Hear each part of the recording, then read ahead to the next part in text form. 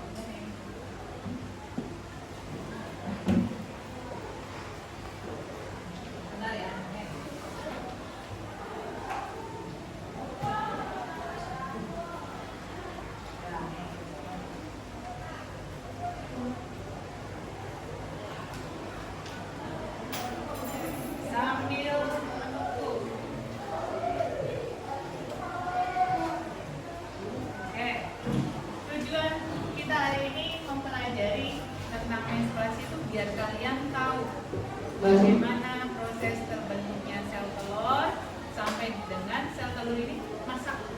Ya, kalau tidak dibuahi maka terjadi menstruasi. Nah, kalau seandainya dibuahi maka terjadi kehamilan yang disebut apa? Fertilisasi pembuahan, ya.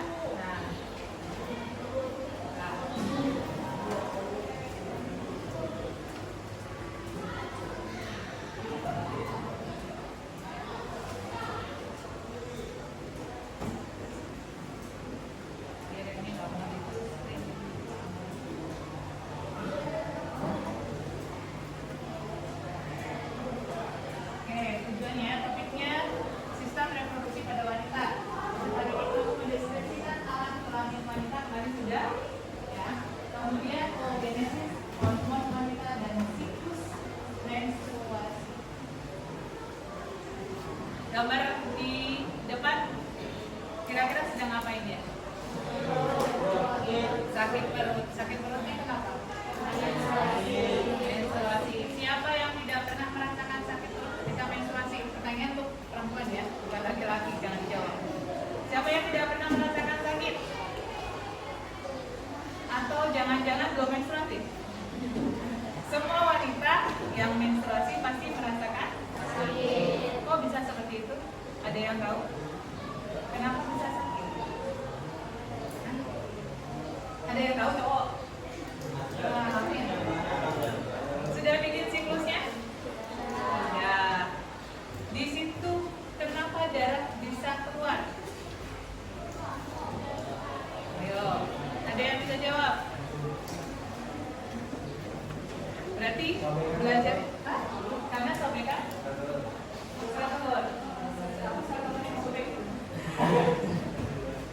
Maksudnya gimana? Ambil dulu ayo. Apa yang itu? Sobek. Apa yang disobek? Ayo, ada yang tahu? Dinding rahimnya, betul. Ketika dinding rahimnya bukan disobek, ya istilahnya melurung. Ya, melurung itu makanya dirasakan sakit. Kamu jatuh terluka sakit nggak? Ketika kulit kamu bergesekan dengan aspal sakit nggak? Ya terkopek tuh. Atau jangan terus dulu kena pisau sakit nggak? Atau sengaja kamu kupas sakit kan? Makanya kenapa seorang wanita yang sedang menstruasi merasakan sakit? Nah, sekarang sebenarnya terbentuknya manusia itu di Al-Quran sudah ada. Di surat apa itu? Coba baca nggak? Biar nggak ngantuk nggak?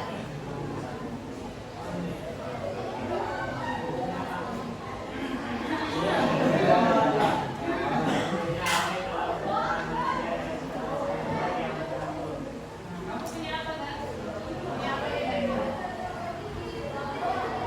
kamu punya apa nggak? Mani. Mani itu apa nggak? Sperma. Ya. Kalau yang kedua, al-mu'minun ayat 12 sampai 14. Coba baca Satria. Dari jauh. Jangan ngantuk. Yang kedua, dan sungguh kami telah menciptakan manusia dari saripati tanah, kemudian kami jadikan saripati itu air mani yang disimpan dalam tempat yang kokoh rahim, kemudian kami jadikan air mani itu gumpalan darah, lalu gumpalan darah daging, kami jadikan segumpalan daging, lalu gumpalan daging itu kami jadikan tulang, lalu tulang itu kami bungkus dengan daging. benar nggak ini terjadi? Kalau dari segi bagaimana dulu ya kejadiannya. Kalau sekarang manusia kan sudah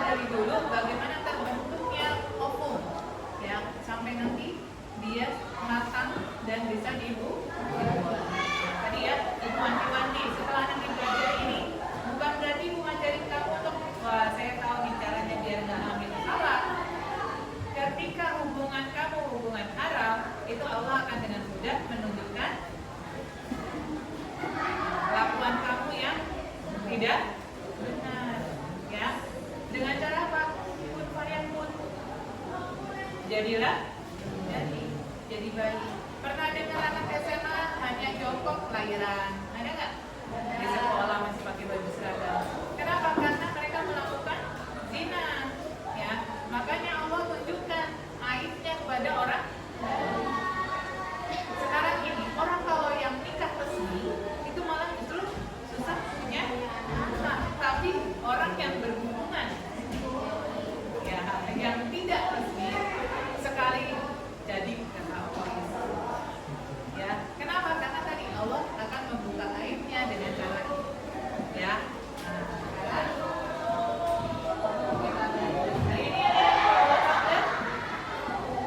Sudah bawa semua? Ayo ngaku siapa yang nggak bawa.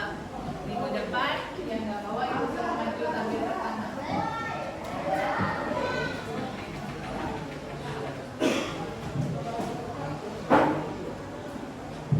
Ayo ya, dia kalau bersilangan oke.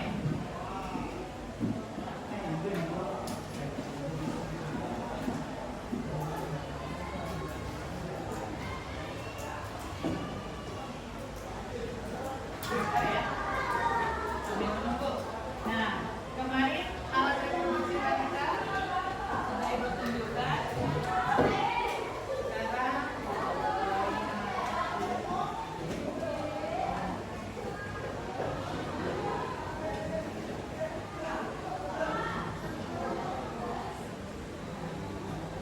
ini ada responnya.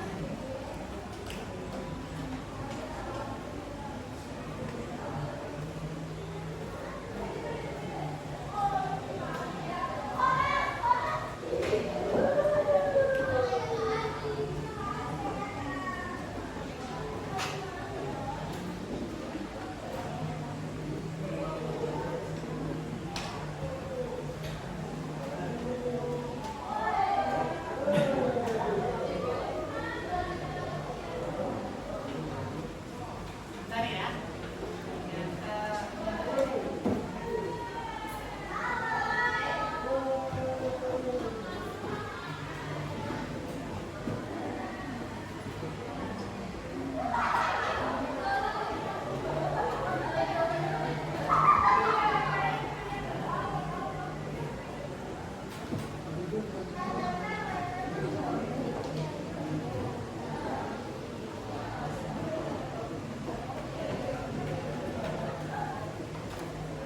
Oke, Ibu akan mengulang sebentar tentang alat reproduksi pada wanita. Mari masih ingat ya, ini vaginanya.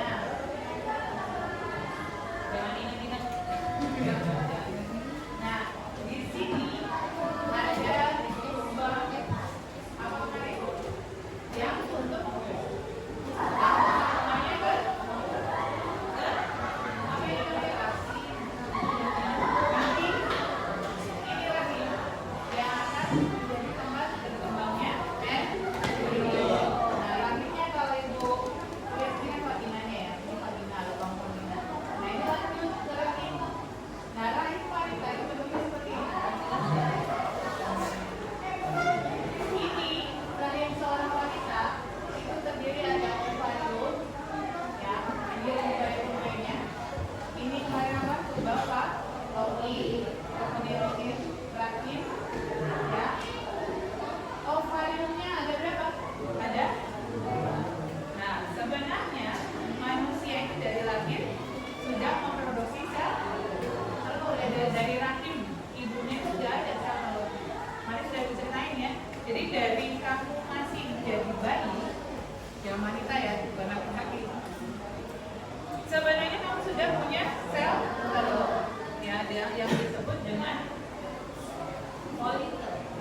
Folikel itu calon yang nantinya jadi telur. Ibaratnya gini, di dalam folikel itu nanti ada sel telur. Nah, berapa banyak? Justru waktu bayi itu banyak, ya. Ada berapa yang tahu? Sel ovum pada bayi sebelum lahir 6 sampai 7 juta. Banyak nggak? Banyak, itu berupa folikel-folikel. Ya. Oh, ternyata bayi itu punya ovum, tapi ovumnya tidak berkembang dengan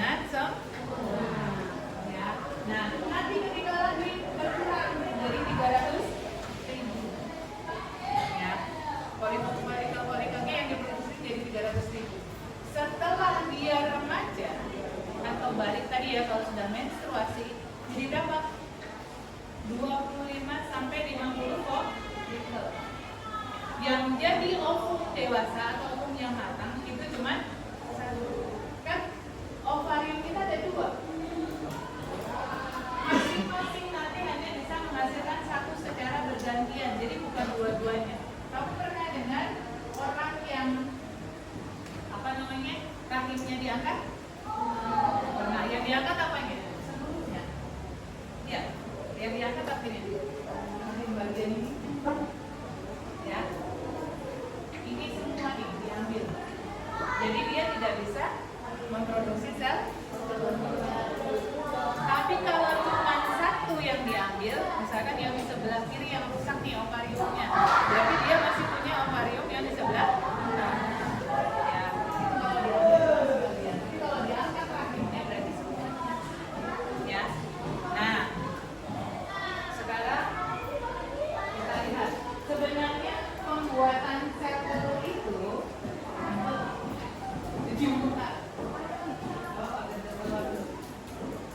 telur yang sudah ada di kamu itu bagaimana pembentukannya?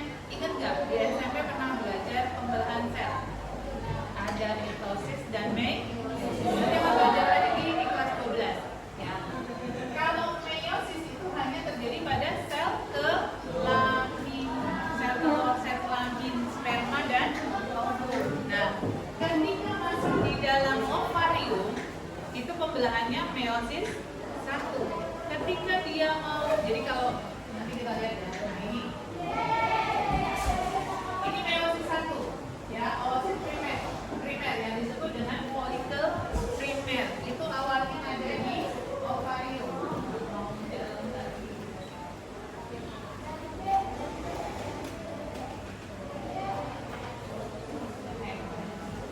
Sama deh.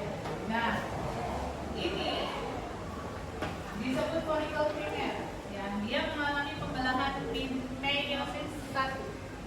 Saya nggak ngerti Bu. Nah, nanti kita belajar lagi. Ya, Ibu ingatkan kembali apa sih meiosis, apa sih mitosis. Nah, kemudian setelah itu ini masih di ovarium ya. Nah, folikel primer itu akan berubah menjadi folikel sekunder dengan apa? Pembelahan meiosis 2. Setelah pembelahan meiosis 2, folikelnya membuka, robek tadi yang disebut robek, bukan rahimnya ya, tapi folikelnya untuk mengeluarkan ovum yang sudah matang. Nah, kalau sudah matang dibawa kemana? Kemana tadi? Dibawa Fallopi, betul. Untuk apa? Untuk dipertemukan dengan sel sperma. Nah, setelah ketemu, kalau ketemu dia akan jalan ke rahim untuk apa? Berkembang menjadi embrio dari sini. Nah, kemudian jika tidak, apa yang terjadi? Dari folikel tadi nggak ketemu sama sel sperma nih, dia tetap akan berjalan ke rahim, nempel di situ. Iya, karena tidak dibuahi, folikelnya berubah menjadi corpus luteum. Corpus luteum itu apa? Corpus itu bahasa biologinya artinya mayat. Mayat si sel telur. Berarti kalau mayat terus diapain? Buang keluar. Karena dia nempel di dinding rahim.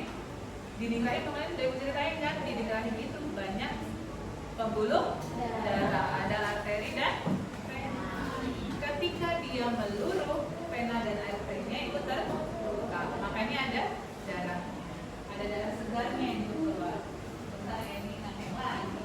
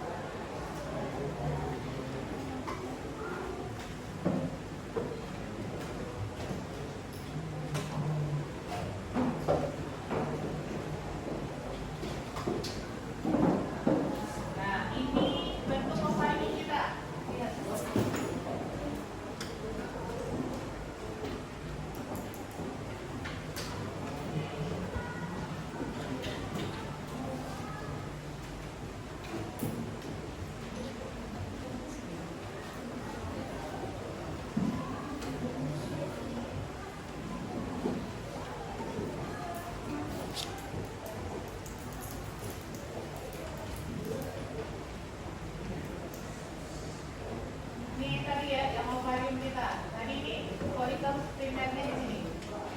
Folikel primer ini ketika dia ingin menjadi folikel sekunder itu mengalami pembelahan meiosis di apa namanya kelamin itu mengalami meiosis bukan mitosis ya.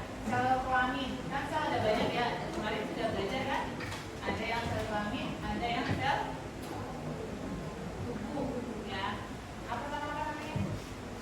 Nah ini ketika dia sudah matang si folikelnya nanti akan melepaskan ovumnya lepas.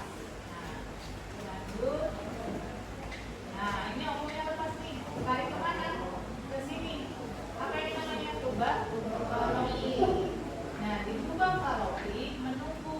Dia hanya berumur 48 jam. Atau berapa hari? 2 hari. Kalau tidak dibuahi, dia tetap berjalan ke harinya. Kalau mau dibuahi juga sama. Nah, kalau tidak dibuahi nanti menurun menjadi menstruasi. Sekarang hormonnya kita pelajari yang pertama adalah oogenesis. Ibu minta tolong sebagai ibuan digerakin pakai kita punya nenek mandi kita besar ya. Lanjut lagi hormon aja langsung terus.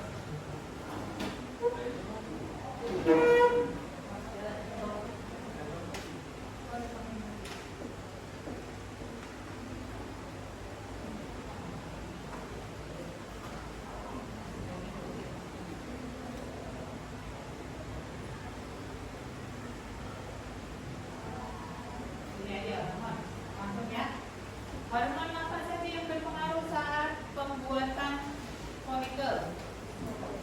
Ada estrogen. Kamu sudah ini ya? Estrogen. Ya enggak? Sama enggak? Estrogen. Ya, bukan estrogen. Terus kemudian ada progesteron. Apa fungsinya? Progesteron dengan estrogen itu berfungsi apa di situ? Punya yang sama apa? Mematangkan lihat estrogen dihasilkan oleh ovarium dan placenta berpengaruh pada pertumbuhan organ reproduksi. Ingat, kalau hormon siapa yang memproduksi? Siapa yang memproduksi hormon? Otak ingat pas proses ekspresi ya, keringat dan apa kemarin yang apa namanya, yang ekspresi yang dikendalikan oleh apa? Hipotalamus. Lupa semua. Hipotalamus ya. Hipotalamus itu yang membuat hormon. Sama estrogen juga siapa yang bikin? Sama ya, otak bagian depan. Cuma nanti di bawah mana? Di ovarium dan placenta ini berpengaruh pada pertumbuhan organ reproduksi, kelenjar mamae, sekresi cairan dan stres yang membutuhkan sperma masuk ke perut dan proses kelahiran. Nah, estrogen itu dia yang memperlancar jalannya si sperma sampai ke tuba falopi. Nah, kalau progesteron dihasilkan oleh ovarium dan placenta sama ya, sama di ininya. Berfungsi merangsang pertumbuhan endometrium uterus, menghambat korteks uterus, merangsang pertumbuhan sel alveolar kelenjar mamae, meningkatkan vistositas, kemudian menghambat masuknya sperma dan sedikit meningkatkan suhu. Ingat, kalau KB, pil KB pernah dengar pil KB nggak? Pil KB itu dari hormon ini, dua hormon ini, estrogen dan progesteron. Pertama progesteron ya, dia yang menghambat masuknya sperma. Kalau ini kan yang memperlancar, estrogen itu yang memperlancar ya. Nah, sengaja dibuat hormon progesteronnya banyak. Untuk apa? Biar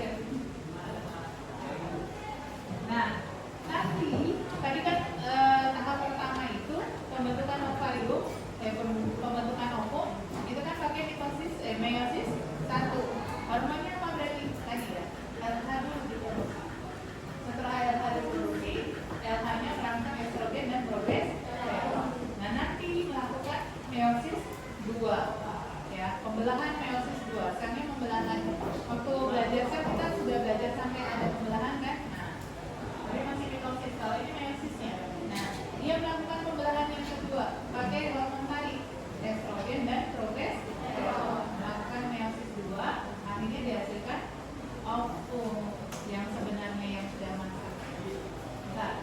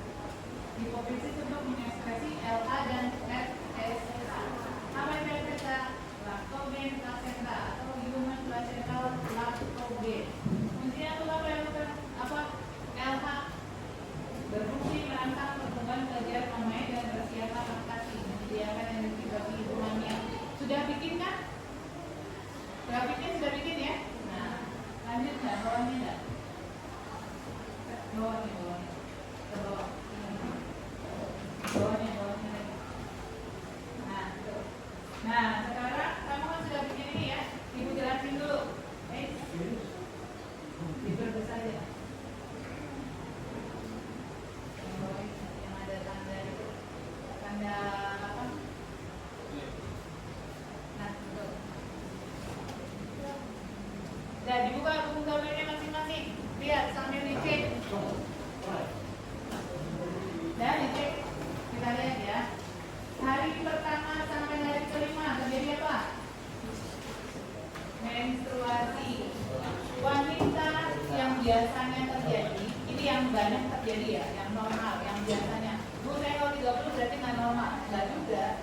Tapi yang biasanya banyak terjadi, menstruasi itu 1 sampai 5 hari. Ada yang lebih dari 5 hari? Ada? Kamu berapa hari? 8 hari? Lama banget ya, Ustaz. Ada yang lebih lagi? Normal nggak Bu saya? Selagi belum 14 hari, itu masih normal. Kalau di agama kita 14 hari ke sana itu namanya darah mughalladah atau darah penyakit, bukan lagi darah menstruasi ya. Yang normal itu biasanya antara 1 sampai 5 yang normal terjadi, yang biasanya ya. Kadang itu 3 hari selesai ya. Ada yang 2 hari selesai, tergantung dari hormonnya sendiri ya. Kita belajar sekarang di tanggal 1 sampai 5 ini terjadi apa? Menstruasi. Apa yang terjadi? Semua hormonnya normal, tidak dibentuk dengan banyak. Nah, ini sebenarnya di hari 1 sampai 5 folikel kita sudah ada. Dia folikel primernya itu sudah ada. Ya, yang di dalamnya ada sel telur tadi. Ada berapa banyak? Jadi ada berapa banyak? 25 sampai 50. Tapi nanti hanya 1 yang bisa mengeluarkan ovum atau telur atau ovum. Nah, ketika dia mulai memasuki hari ke-6 di hari Senin sampai dengan nih mau berubah jadi folikel sekunder. Dilihat berapa hari sampai hari ke-13 karena kepalanya nih ya, sampai hari ke-13. Lihat hormonnya, apa yang diproduksi hormonnya? Yang memicu itu nih estrogen sama apa? LH. LH itu diproduksi ketika di hari ke ini berapa? Kedua mulai meningkat. Kenapa estrogen tadi ya? Dia yang mempermudah atau mempercepat perkembangan. Nah, terus kemudian kita lihat. Nah, ini yang ini warna apa? FSH. Dia ikut meningkat di hari keberapa? Di hari keberapa nih? Di hari keberapa? 12 sampai 14 ya. Ya, dia meningkat tapi menurun lagi di hari ke-13 menurun. Ini hormon FSH tadi yang memicu produksinya apa? Estrogen dan progesteron. Nah, ini progesteron justru kebalikannya. Ketika si estrogennya menurun di tanggal 15 ini, justru progesteronnya yang meningkat. Nah, terjadinya masa subur itu berarti di tanggal berapa? Di tanggal berapa nih? 14 sampai dengan sebenarnya subur di sini 14 sampai dengan 28. Ya. Kalau ini Bu, ini ya sebenarnya nggak subur-subur banget, tapi ketika kamu tadi tetap berbuat, kita nggak tahu ya. Potensi hamilnya bisa jadi kamu berhubungan di sini tiba-tiba hamil. Ya. Kenapa? Karena semuanya sebenarnya punya potensi untuk hamil, tapi kemungkinan terbesarnya ketika masa subur di sini di tanggal 14 ini masa subur kamu. Ya.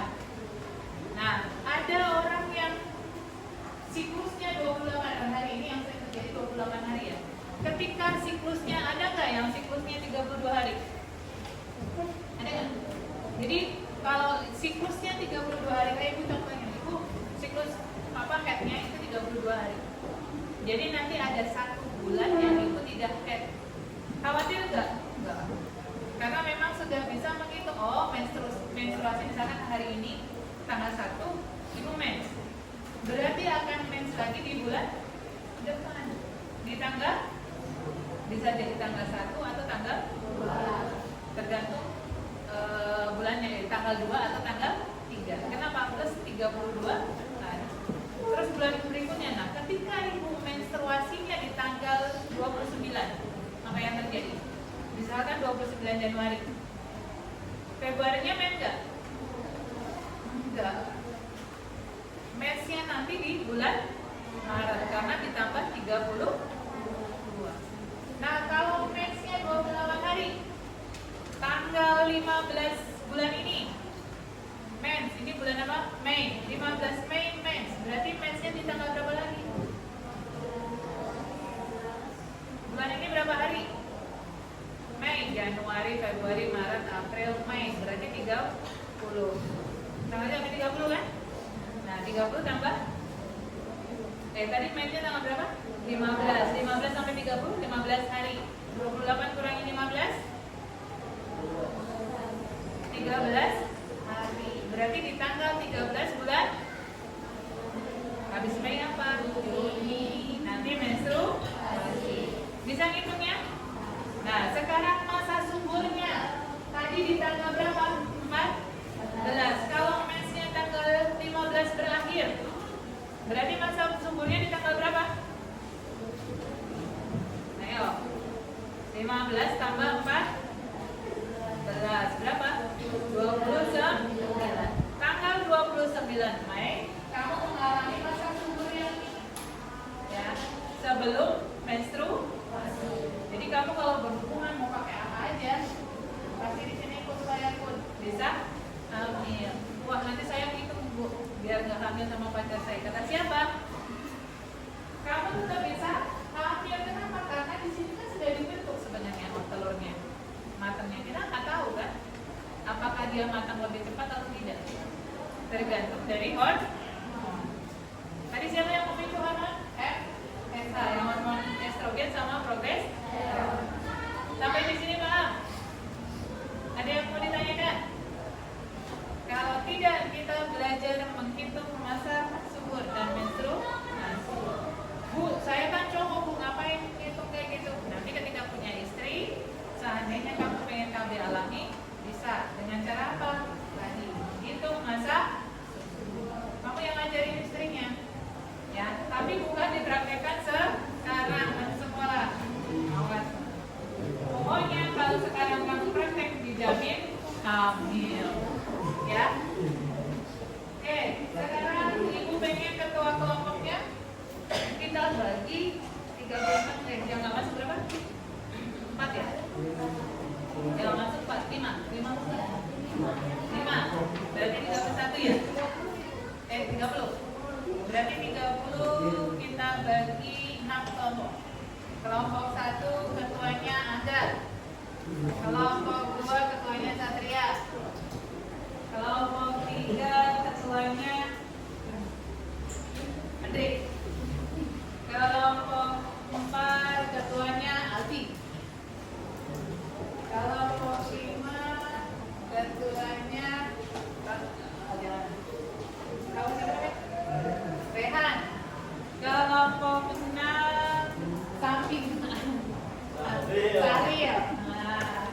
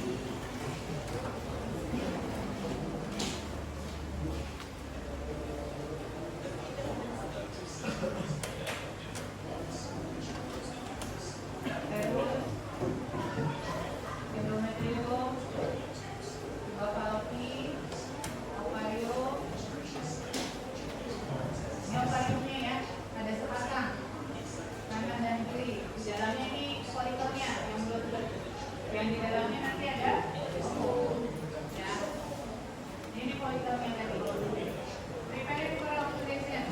Berarti pembentukan oksidasi ya. Proses oksidasi. Nanti selnya mau si pointernya mau kita yang disobek tadi, sobek. Nah, hormon estrogennya yang memicu pertumbuhan follicle.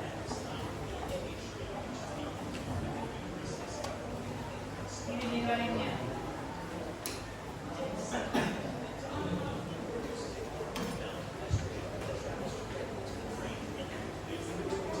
Ini si pembuat hormon tadi apa? Hipofisis. Kali ke-14, lihat. Tadi estrogennya mulai menurun, progesteronnya mulai meningkat. Lihat, bufferopinya nih. Nah, ini ovariumnya yang bawah. Nah, sisa telurnya lagi. Tadi kemana tadi? Bufferopi. Terus kemudian menuju uterus. Ini di bufferopi dia menunggu dibuahi. Kalau tidak dia jalan terus selama 48 jam ya di atas bufferopi. Nah, dia jalan ke dinding rahim sekarang. Dinding rahim.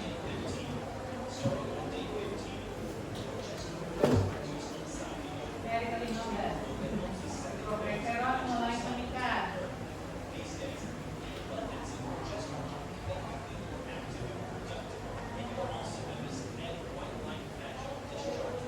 Nah, ini ketika nanti ada sperma lewat dari sini, ini tadi cairan yang dihasilkan oleh estrogen tadi ya, untuk memperlancar si sperma sampai ke bawah.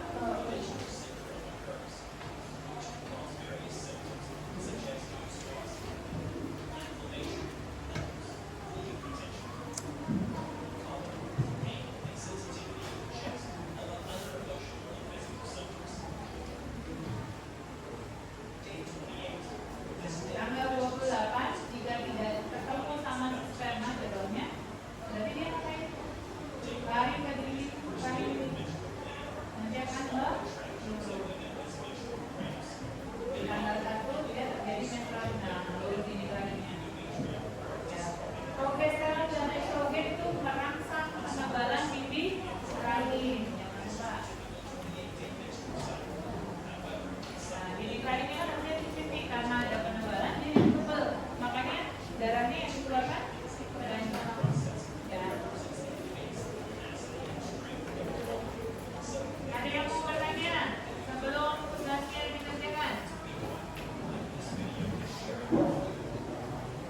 Ayo, ada yang masih belum paham? Semakin paham sekarang. Sudah bikin semangat tugasnya, siapa yang belum bikin tugasnya? Yang belum dapat siapa? Yang belum dapat, saya ada tugas semua. Yang belum dapat siapa? Agak ada. Kamu belum? Belum selesai. Tapi sudah dapat. Nah, sekarang dalam KPD-nya kamu kerjakan yang diberi waktu 10 menit. Nanti ketua kelompoknya yang mempresentasikan jawabannya.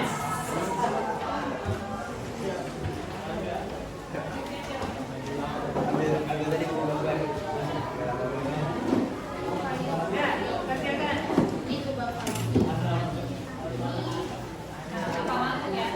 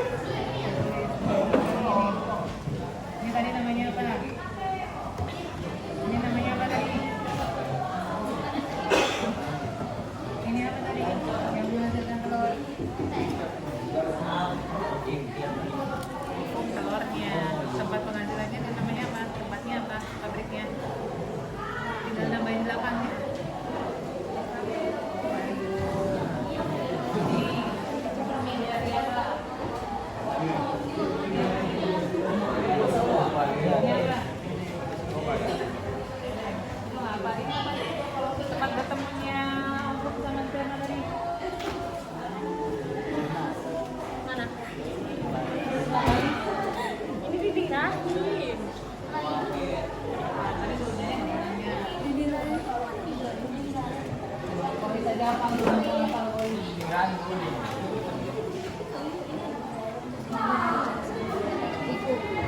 apa? Badannya apa? Ini apa? Apa ini? Bagian gitu. Apa namanya? Kalau Mana yang uterus? Mana yang ini terakhir? sasa. Ini kan tanda-tandanya beda-beda. Ada yang ini terakhir. Mana yang bufalopi?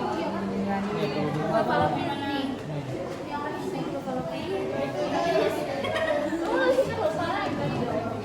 Bukan hukum ya?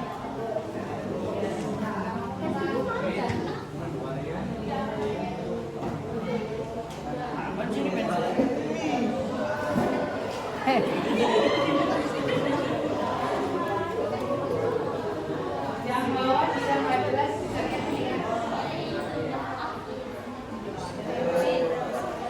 udah lihat apa namanya?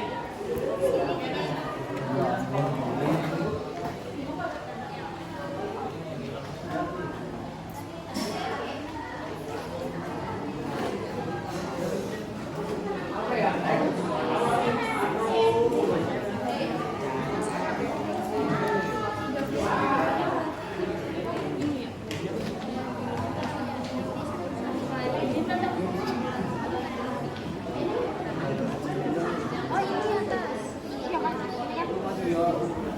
Berarti panah yang